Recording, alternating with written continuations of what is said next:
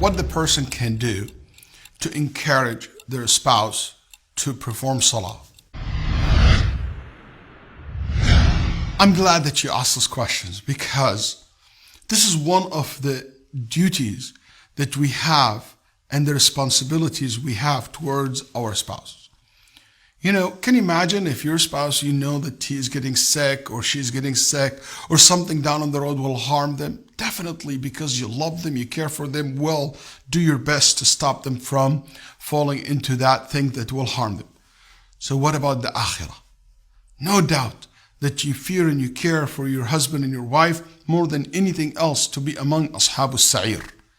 قالوا ما سلككم في سقر قالوا لم نكن من المصلين. What have led you to the hellfire? They said, we didn't used to pray. Prayer is a very important element.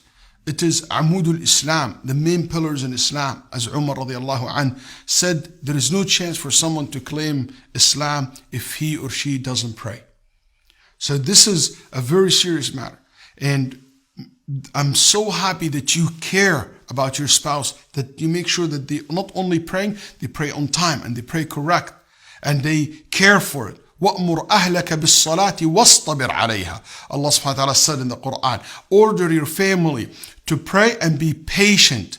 That means it will be a struggle. It will take time. Don't ever give up. Don't get frustrated. Don't get angry. Encourage them. Remind them. Ask to pray together with your spouse. Hey, let's go pray together. I love to listen to your recitation. I love to be praying with you. Also, one of the things that you can do with your spouse is to care. It's not right for you to walk to the Fajr prayer and you leave your wife, for example, sleeping, and you know that she's not going to wake up for Salat al-Fajr. Make sure that you wake her up. Also care to pray the Sunan, the extra volunteer prayers. Believe it or not, it protect your faridah, protect your obligations prayers. So if you care for the sunnah, you will care more for the faridah. If you don't care much for the volunteer prayers, the sunan, believe me, you will find yourself easily missing the fara'id, easily missing the obligatory prayers. So encourage your husband to do as much volunteer prayers. Take your wife, your husband to the masjid more often. Take your spouse to the masjid.